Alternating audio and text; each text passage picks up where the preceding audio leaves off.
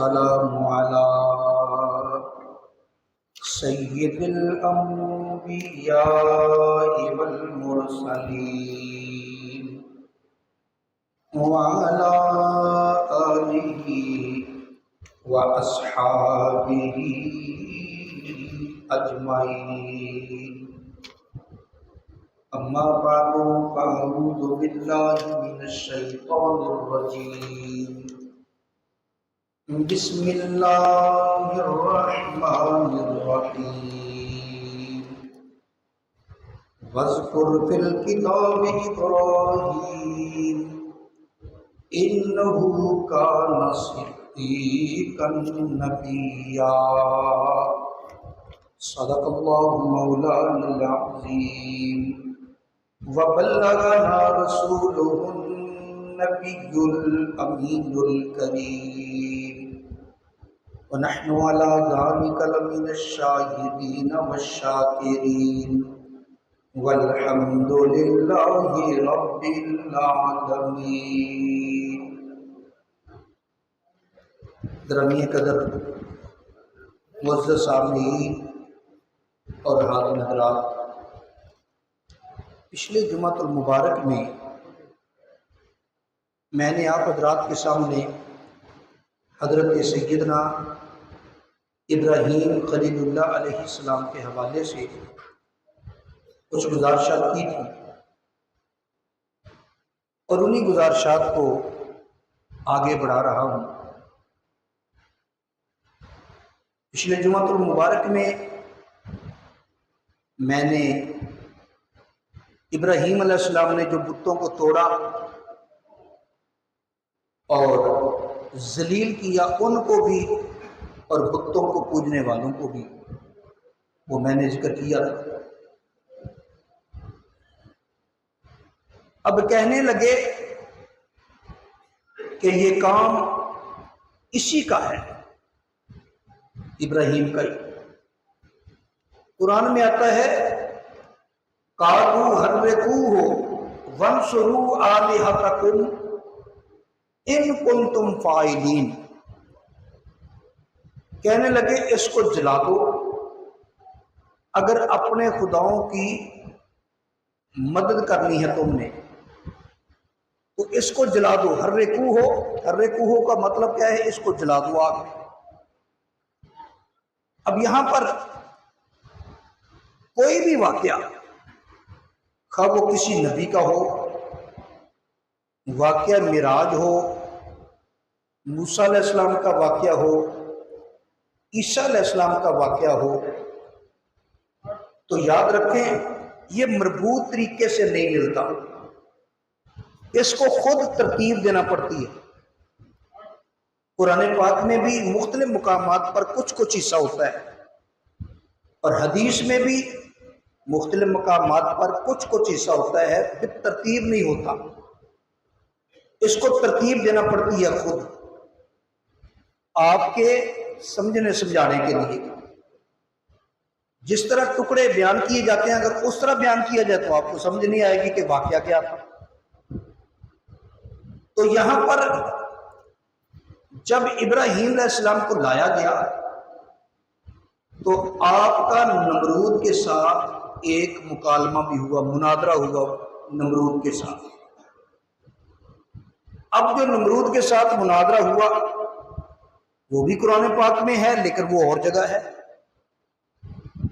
کچھ لوگوں نے، کچھ مفسرین نے کہا کہ یہ جو نمرود کے ساتھ ابراہیم علیہ السلام کا مناظرہ ہوا تھا وہ آگ سے نکلنے کے بعد ہوا ہے.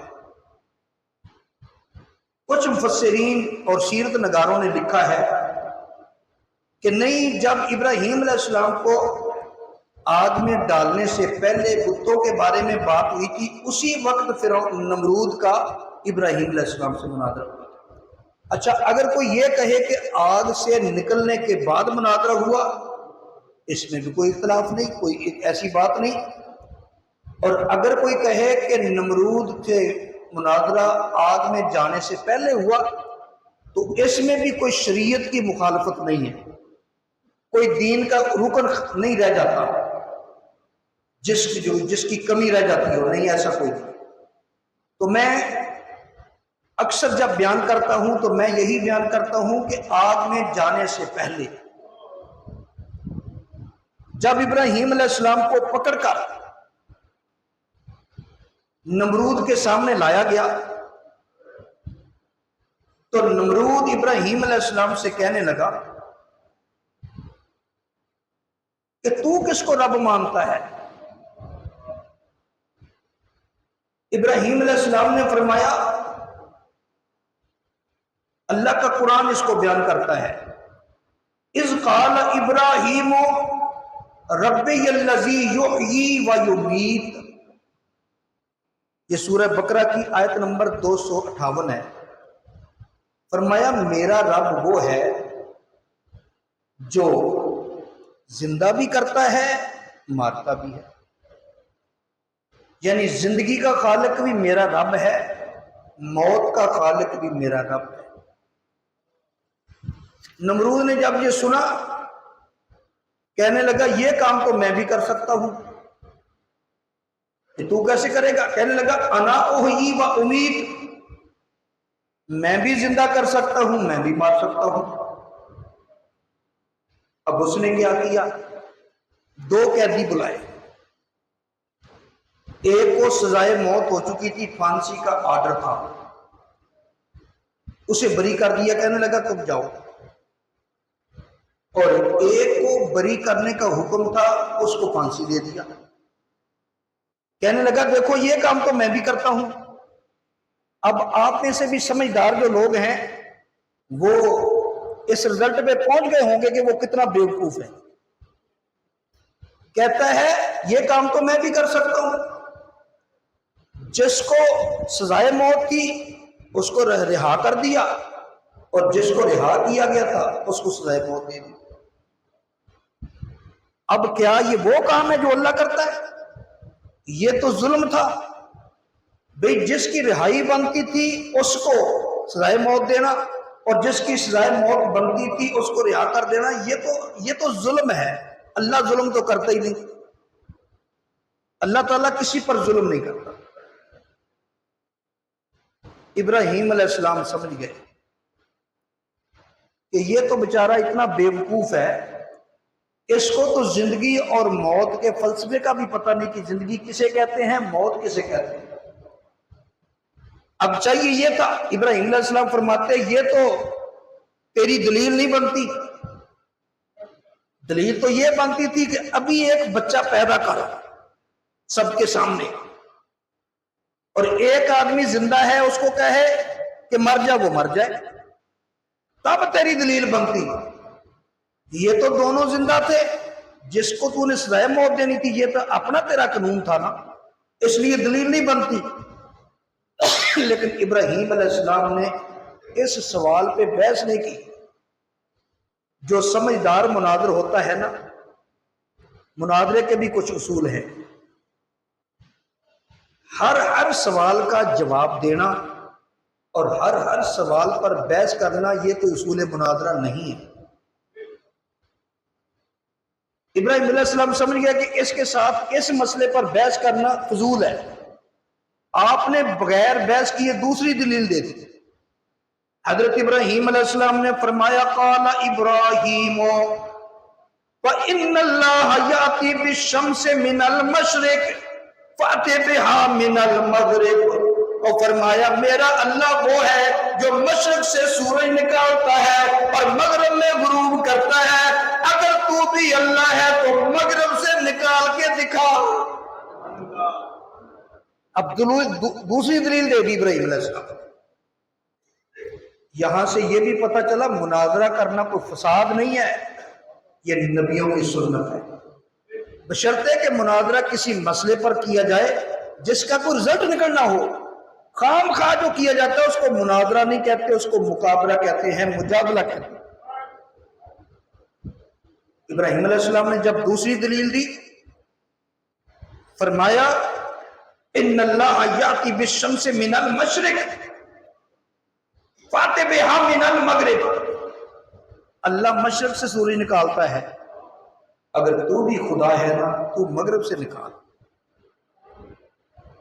اب یہاں پر وہ ایک بات کر سکتا تھا، وہ کہہ دیتا مشرق سے تو میں نکالتا ہوں، تو اپنے رب سے کیا مغرب سے نکالے،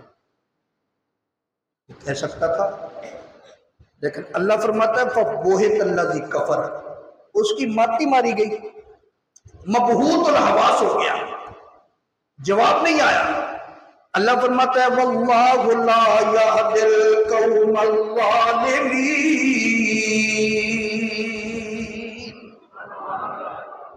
اللہ ظالموں کو ہدایت نہیں دیتا۔ اب آئیے اس بات پر، کہنے لگے حرکوہ، اب نمرود نے بھی کہہ دیا، اس نے کہا اب اس کا علاج اور کوئی نہیں، کیونکہ اب جواب نہیں بنا، اس کا علاج کوئی نہیں۔ قالوا حرکوہ وانصروا آلہتکم ان کنتم فاعلین، کہنے لگا اس کو جلا دو، آگ میں ڈال دو، چکھا بنائی گئی۔ آگ میں ڈالنے کا جب مشورہ ہوا تو وہ جو چکھا بنائی گئی وہ بہت لمبی چوڑی چکھا تھی، 2 ماہ تقریباً اس کے اندر یہ ایندھن ڈالا جاتا رہا۔ کئی بیویاں وہ منت مانتی تھیں اگر میرا فلاں کام ہو جائے تو اتنا ایندھن میں ڈالوں گی اس چکھا میں جس نے ابراہیم کو جلانا ہے۔ تو یہ کام چلتا رہا، جب چکھا تیار ہو گئی اب اس کے اندر آگ ڈالی، آگ جلائی گئی۔ اب اس کی تپش اتنی دور تھی، ابراہیم علیہ السلام کو کیسے ڈالنا تھا؟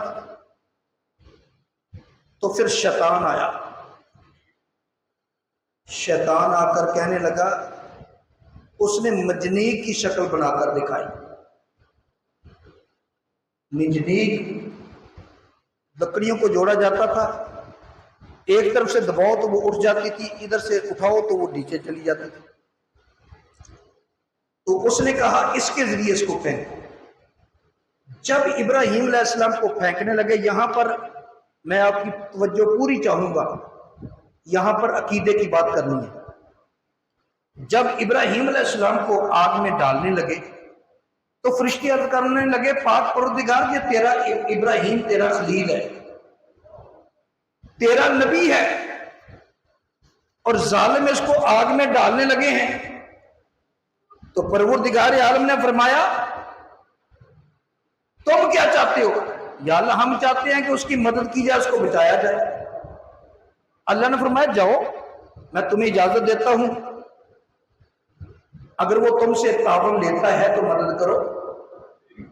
حضرت سیدنا ابراہیم علیہ السلام کے پاس پانی والا فرشتہ آتا ہے، ابراہیم اگر اجازت ہے تو میں پانی ڈال کر ساری آگ بجھا دوں اور تمہیں بچا لوں۔ ابراہیم علیہ السلام نے فرمایا حسبنا اللہ و نعم الوکیل، فرمایا میرے لیے میرا اللہ کافی ہے، مجھے تیری مدد کی ضرورت نہیں ہے۔ وہ چلا گیا۔ کبھی ہوا والا فرشتہ آتا ہے، اے ابراہیم میری ڈیوٹی ہوا پر ہے، اگر تو کہے تو میں آگ کو ہوا کے ذریعے اڑا دوں، لکڑیاں اڑا کر دور پھینک دوں اور تیرے نزدیک آگ نہیں آئے گی، میں تجھے بچا لوں۔ حضرت ابراہیم علیہ السلام نے فرمایا حسبی اللہ و نعم الوکیل، میرے لیے میرا اللہ کافی ہے، بہترین کارساز ہے۔ جب سارے فرشتے باری باری آ گئے نا، آخر میں جبریل عرض کرنے لگے یا اللہ اب میں چلا جاؤں؟ اور میں جبریل تو بھی چلا جا۔ اب جبریل آئے گا، اے پیارے ابراہیم میں وہاں جا سکتا ہوں جہاں کوئی نہیں جا سکتا، میرے لئے کوئی حکم ہے تو بتا، میں تیرے ساتھ تعاون کروں۔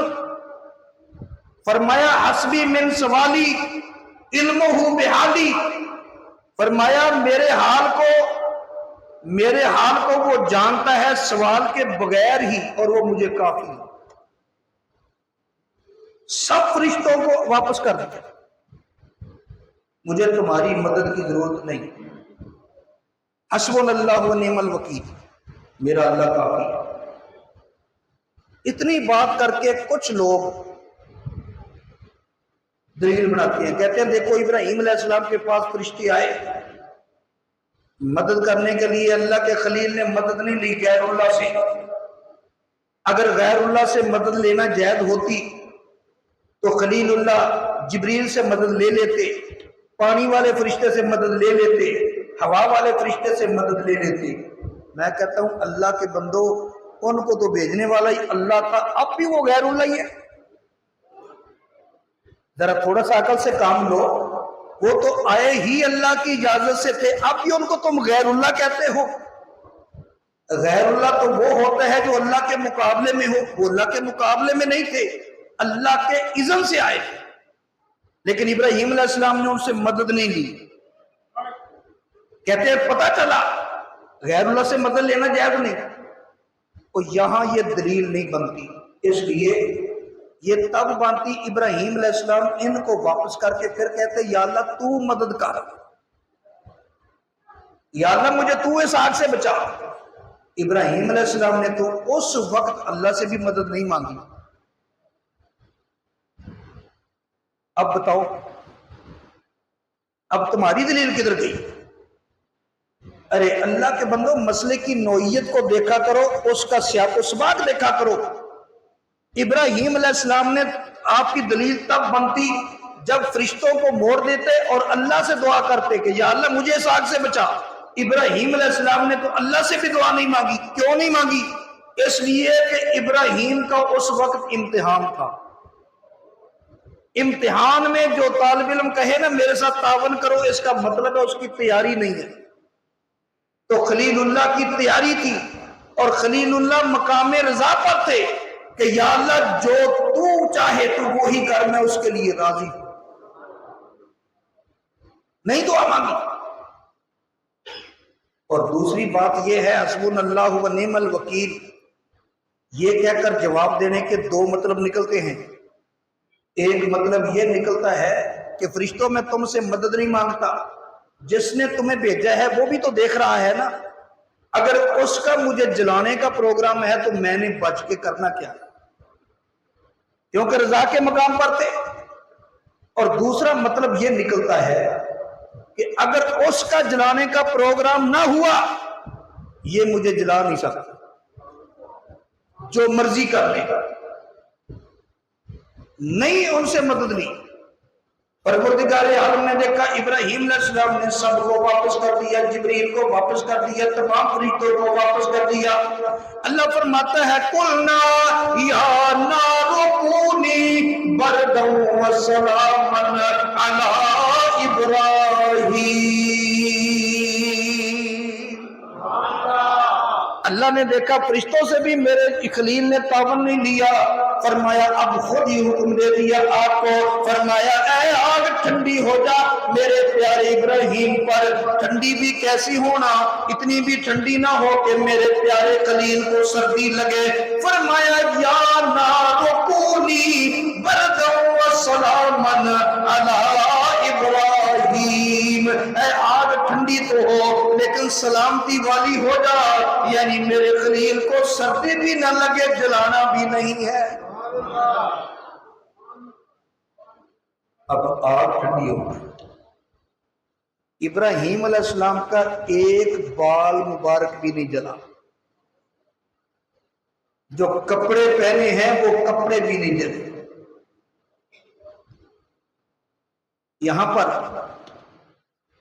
ایک اور بات کی طرف توجہ کروانا چاہتا ہوں کہ ابراہیم علیہ السلام آگ میں گئے لیکن جلے نہیں۔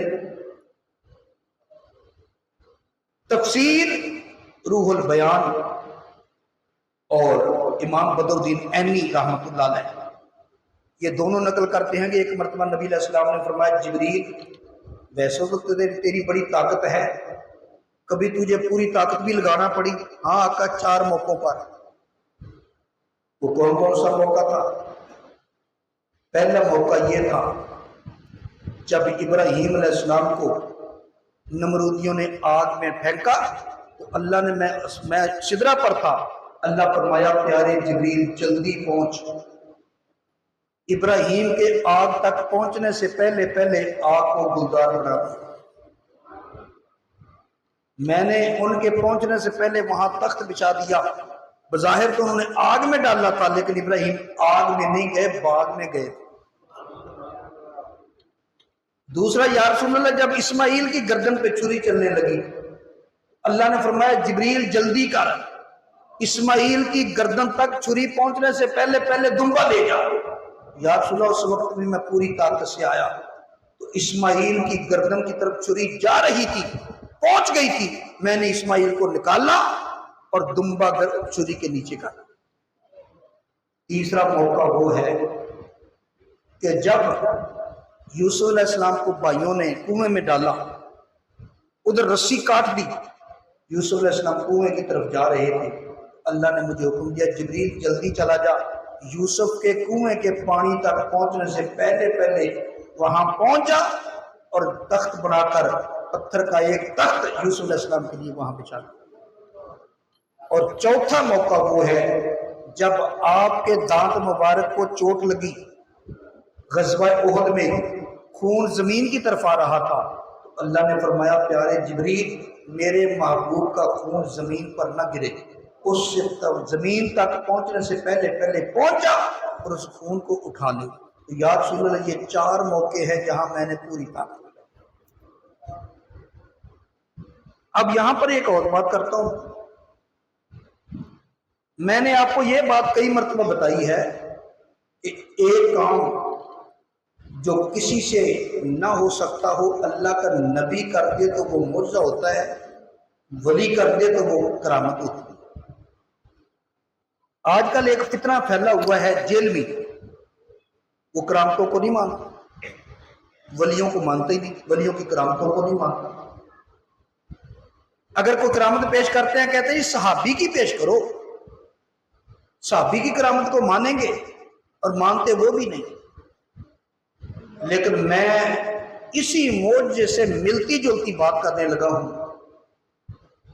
اور یہ تاریخ دمشق اور علامہ ابن عبد البر ان کی کتاب الاستیاب اور دیگر کتب میں موجود ہے، اس کی سند بالکل صحیح ہے۔ زمانہ تھا حضرت ابو بکر صدیق کی خلافت کا، اسود انسی ایک جھوٹا نبوت کا دعوے دار تھا، یمن میں اس نے جھوٹی نبوت کا اعلان کر دیا۔ جب اس نے اعلان کیا نا جھوٹی نبوت کا اسود انسی نے، تو وہاں ایک تابعی تھے ابو مسلم خلانی رحمت اللہ علیہ ورضی اللہ تعالی عنہ۔ آپ جانتے ہیں صحابی اس کو کہتے ہیں جس نے ایمان کی حالت میں نبی کی بارگاہ میں حاضری دی ہو اور ان کی صحبت اختیار کی ہو، اس کو صحابی کہتے ہیں، اور جس نے ایمان کی حالت میں صحابی کی زیارت کی ہو، زمانہ پایا ہو، اس کو تابعی کہتے ہیں۔ آقا علیہ السلام نے فرمایا کہ جس نے مجھے دیکھا یا میرے دیکھنے والے کو دیکھا اس پر جہنم کی آگ حرام ہے۔ تو یہ جو تابعی تھے ابو مسلم خلانی بڑے مشہور تھے، انہوں نے اس اسود انسی کا انکار کر دیا۔ اس نے بلایا، کہنے لگا میں اللہ کا نبی ہوں۔ اس نے کہا تو اللہ کا نبی نہیں، اللہ کا نبی آخری نبی محمد عربی صلی اللہ علیہ وسلم تھے، وہ اپنے روضہ انور میں جا چکے ہیں، ان کے بعد نبی کوئی نہیں۔ اچھا نہیں مانتا؟ نہیں مانتا۔ اس نے کہا آگ جلاؤ۔ اب آگ جلائی گئی تو اس آگ میں حضرت ابو مسلم خلانی رحمت اللہ علیہ آپ کو پھینکا گیا۔ جب پھینکا گیا تو آگ نے آپ کا ایک بال بھی نہیں جلایا۔ اب یہ تو نبی نہیں، یہ تو صحابی بھی نہیں، یہ تو تابعی ہے، ولی ہے۔ اس کا ایک بال بھی آگ نے نہیں جلایا۔ تو لوگوں نے، اسود انسی کو ماننے والے لوگوں نے کہا اس کو یہاں سے یمن سے نکال دو، کیونکہ اس کو ہم نے آگ میں ڈالا تو اس کا ایک بال نہیں جلا، اس کا کپڑا بھی نہیں جلا، تو یہ متنفر کرے گا تو اس سے لوگوں کو کہ دیکھو اسود انسی نے مجھے آگ میں ڈالا تھا، میں کون سا جل گیا، یہ جھوٹا ہے۔ اس نے کہا بھی آپ یہاں سے نکل جاؤ۔ حضرت ابو مسلم خلانی مدینہ شریف پہنچ گئے، مسجد نبوی میں تھے، مسجد نبوی میں آ کے آرام کر رہے تھے تو عمر فاروق وہاں سے گزرے۔ اللہ تعالیٰ نے سیدنا فاروق اعظم کو بڑا فہم دیا تھا، بڑی فراست دی تھی۔ اللہ کے نبی فرماتے ہیں اتقوا فراست المومن انہ ینظر بنور اللہ، مومن کی فراست سے بچو، یہ جب بھی دیکھتا ہے اللہ کے نور سے دیکھتا ہے۔ تو حضرت عمر فاروق رضی اللہ تعالیٰ، یہ بات مشہور ہو چکی تھی کہ یمن میں ایک اسود انسی ہے جس نے جھوٹی نبوت کا دعویٰ کیا ہے، اور ایک اللہ کے بندے نے اس کا انکار کیا، اس نے اس کو آگ میں ڈالا تو اللہ نے اس کو آگ سے اسی طرح بچایا جس طرح ابراہیم علیہ السلام کو بچایا۔ یہ بات مشہور ہو گئی تھی۔ تو اسود انسی مسجد میں آ کر، مسجد نبی شریف میں آ کر آرام کر رہا تھا، پیدل چل کے آیا یمن سے۔ عمر فاروق نے دیکھا، فرمایا بھائی آپ کہاں سے ہیں؟ کہنے لگا یہ میں یمن سے آیا ہوں۔ حضرت عمر فاروق رضی اللہ تعالیٰ نے فرمایا اب دیکھیں انداز، اور فرمایا وہاں اسود انسی نے ہمارے ایک مسلمان بھائی کو آگ میں ڈال دیا تھا اور آگ نے اس کو جلایا نہیں، اس کے بارے میں کوئی معلومات ہے؟ ابو مسلم کھلانی سے ہی پوچھ رہے ہیں۔ کہنے لگے ہاں ہے، ایسے ہی ہوا تھا، بالکل سچ کہتے ہو۔ اس نے نا اسود انسی نے، ایک آدمی نے اس کی نبوت کا انکار کیا، آگ میں ڈال دیا، تو جب ڈالا آگ نے اس کو جلایا ہی نہیں۔ جب یہ بات کی حضرت عمر فاروق رضی اللہ تعالیٰ نے اس کی طرف غور سے دیکھ کے کہنے لگے تجھے اللہ کی قسم ہے تو بتا کہیں تو نہیں وہ؟ اچھا دیکھیں ان کا انداز، دیکھیں یہ نہیں کہا وہ میں ہی تھا۔ یہ جو اللہ والے ہوتے ہیں ان میں تکبر نہیں ہوتا، غرور نہیں ہوتا۔ کیسے اچھے سے انداز سے جواب دیا، کہتا اس کا نام عبداللہ بن سور ہے۔ ابو مسلم کھلانی کا اصل نام تو عبداللہ بن سور ہے نا، لیکن کسی کو پتہ ہی نہیں تھا، ابو مسلم کھلانی کے نام سے مشہور تھے۔ حضرت عمر فاروق نے فرمایا وہ جو آدمی ہے جس کو اسود انسی نے آگ میں ڈال دیا تھا پھر وہ بچ گیا، تو آپ اس کو جانتے ہیں؟ ہاں ہاں اس کا نام عبداللہ بن سور ہے۔ اب عبداللہ بن سور کے نام سے تو کوئی نہیں جانتا ان کو۔ حضرت عمر فاروق نے تھوڑا سا غور سے دیکھا، فرمایا تجھے اللہ کی قسم دے کر پوچھتا ہوں یہ بتا کہ کیا تو وہی آدمی نہیں جس کو آگ میں ڈالا گیا تھا؟ کہنے لگا وہ میں ہی، میرا نام ابو مسلم کھلانی میرا نام ہی ہے۔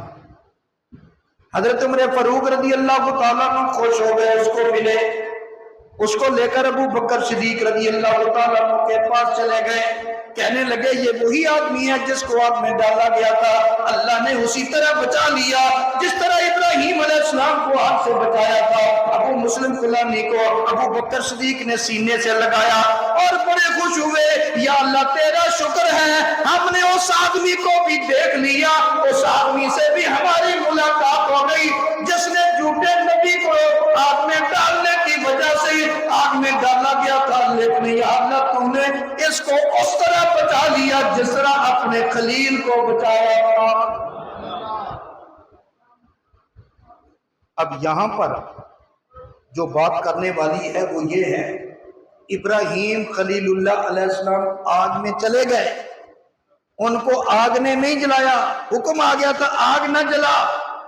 تو میرے بھائی یہ بڑی عظمت ہے کہ آدمی آگ میں چلا جائے، آگ کا کام ہے جلانا، لیکن آگ نے نہیں جلایا۔ اگر مصطفیٰ، یہ بہت بڑی عظمت ہے، اس کا اندازہ نہیں لگا سکتے، لیکن اگر میرے نبی کی بات کرو تو میرے نبی کے غلاموں کا غلام بھی آگ میں چلا جائے تو آپ اس کو بھی نہیں جلاتے۔ نہیں جلایا آگ نے اس کو۔ حضرت سیدنا ابراہیم علیہ السلام آگ سے باہر نکلے۔ جب باہر نکلے ابراہیم علیہ السلام نے فرمایا اب میں یہاں سے ہجرت کر کے جا رہا ہوں۔ وہاں سے ابراہیم علیہ السلام نکلے اور گئے کدھر؟ حران کی طرف۔ وہاں آپ کے چچا تھے، آپ کے چچا اس کے پاس رہے۔ اس نے اپنی بیٹی کا رشتہ دے دیا جس کا نام تھا حضرت سیدہ سارہ سلام اللہ علیہ۔ حضرت سارہ بڑی حسین و جمیل تھی۔ اب ابراہیم علیہ السلام کچھ دیر وہاں رہے، پھر وہاں سے نکلے تو مصر کی طرف چلے گئے۔ مصر کا جو بادشاہ تھا فرعون، یہاں پر بھی ایک بات کی وضاحت کرتا جاؤں کہ یہ جو مصر کا جو بھی بادشاہ ہوتا تھا نا، اس کا نام کوئی اور ہوتا تھا لیکن اس کو فرعون کہا جاتا تھا۔ مصر کا جو بھی بادشاہ ہوتا تھا اس کو فرعون کہا جاتا تھا۔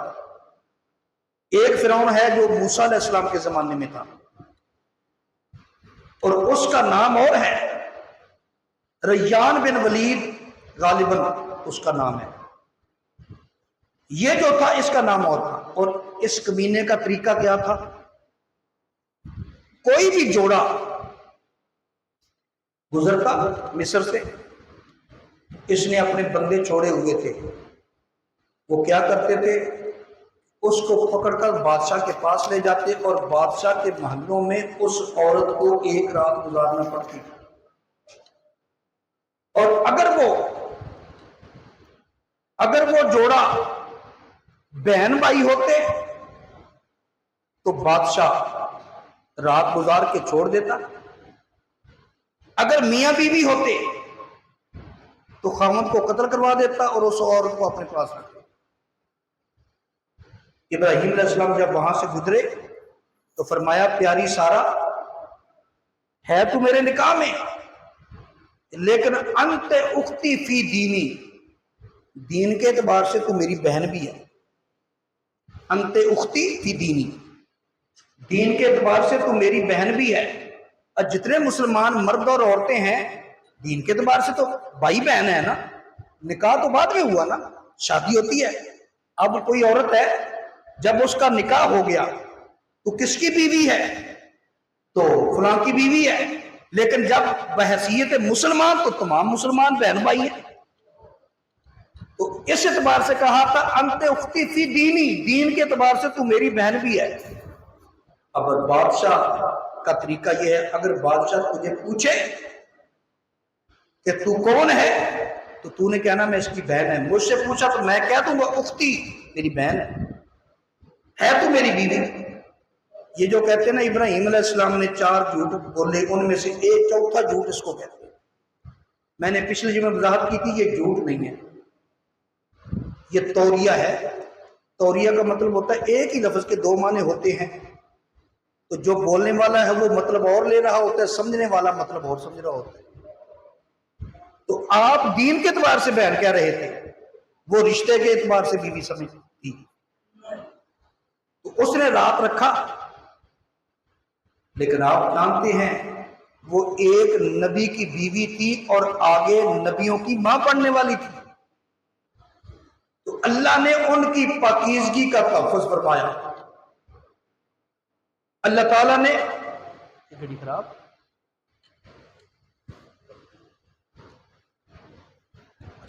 تو اللہ تعالیٰ نے ان کی پاکیزگی کا تحفظ فرمایا۔ کیسے؟ کہ ابراہیم علیہ السلام کی پیاری بیوی سارہ کو جب اس نے بری نیت سے ہاتھ بڑھایا نا، اس کا ہاتھ شل ہو گیا۔ وہ کیسے اس کا ہاتھ وہ اس تک پہنچ سکتا تھا جو کہ اسحاق کی ماں بننے والی تھی، یوسف علیہ السلام کی دادی بننے والی تھی؟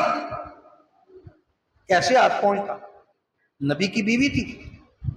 اس نے 3 مرتبہ ایسا ہوا، اس نے ہاتھ بڑھایا، ہاتھ نہیں بڑھا، بل آ کر اس نے سیدہ ہاجرہ سے معافی مانگی اور ہاجرہ کو ساتھ دے دیا۔ اس نے کہا اس کو اپنے ساتھ لے جاؤ خدمت کے لیے، تو حضرت ہاجرہ کو وہ ساتھ لے کر چل پڑی۔ اب ابراہیم علیہ السلام آگے نکلے،